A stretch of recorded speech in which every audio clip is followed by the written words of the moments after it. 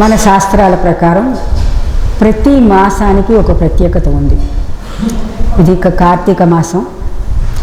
అయితే ఒక్కొక్క మాసం కొన్ని విషయాలకి కొన్ని పనులకి ప్రత్యేకంగా ఆ సమయంలో చేయవలసిన పనులకి ఆ మాసాలు సూచింపబడతాయి. చైత్ర మాసంలో కొన్ని పనులు చేయాలి, పుష్యమాసంలో కొన్ని పనులు చేయాలి.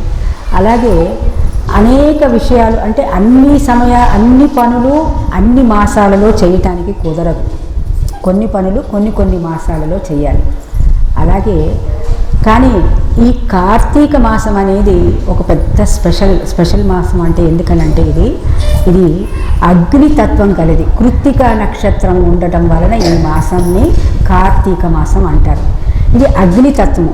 అన్నిటికంటే కూడా ఈ అగ్నితత్వం ఎంత గొప్పదైనటువంటిదంటే ఎటువంటి పాప రాశి అయినా సరే, ఎటువంటి పాప కర్మలైనా సరే భస్మీపటనం చేసేటటువంటి శక్తి ఈ కార్తీక మాసంలో మనం ఆచరించినటువంటి సత్కర్మలకి ఉంటుందన్నమాట. అంటే మామూలుగా సత్కర్మ చేయట్లేదా? చేస్తున్నాం.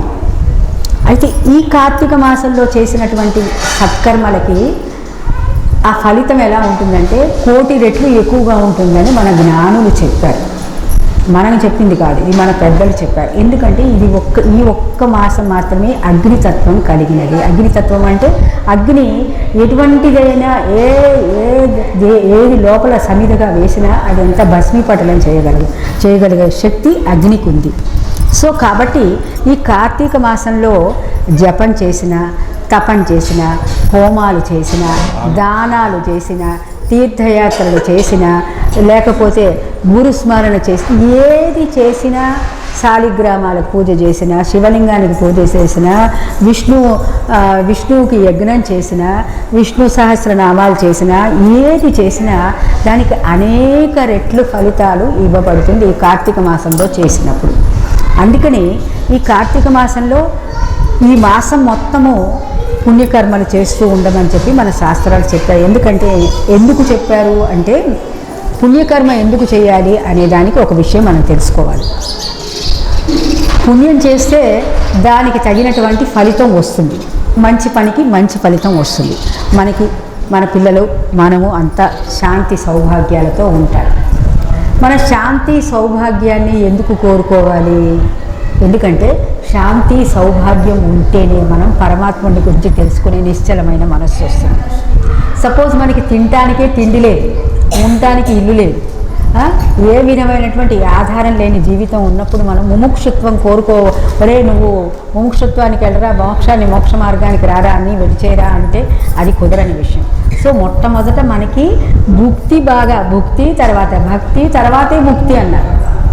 సో మనం ముక్తి మార్గానికి రావటానికి ఇప్పుడు ఎన్ని చూడండి ఎన్ని మెట్లు ఎక్కాలో. సో ఫస్ట్ పుణ్యకర్మలు చేయాలి. పుణ్యకర్మలు చేస్తే మన ఇంట్లో శాంతి సౌభాగ్యం, మంచితనం, మంచి పిల్లలు, సత్సంతానం, ఆ పిల్లలకి కూడా మంచి బుద్ధులు వస్తాయి, మంచి మార్గం మన పిల్లలకి చెప్పిన వాళ్ళం అవుతాం. సో ఎప్పుడైతే ఇంట్లో ఒక విధమైనటువంటి శాంతి సౌభాగ్యం ఉంటుందో మనం మంచి పనులు చేయటానికి, లేకపోతే ముక్తి మార్గం వెతుక్కోవటానికి మన మనస్సు నిశ్చలంగా మారుతుంది. అందుకోసమని మనం పుణ్యకర్మలు చేయాలి. అయితే ఈ పుణ్యకర్మలు చేసినటువంటి పుణ్యఫలం ఏదైతే ఉందో ధనం రూపేణ, సౌభాగ్యం రూపేణ, అనేక ధన కనక వస్తు వాహనాల రూపేణ మన ఇంటికి వస్తాయి. వచ్చినప్పుడు అవి ఏం చేయాలి, ఎట్లా వాడాలి, వాటిని మనకి కావలసినంత అంటే మళ్ళా మనం కావలసినంత అంటే ప్రతి ఒక్కళ్ళకి అవసరానికి మాత్రమే ఉంచుకొని మిగతాదంతా కూడా దాన ధర్మాల కింద వాడాలి. అప్పుడు ఈ మాసం అత్యంత గొప్పదైనటువంటిది.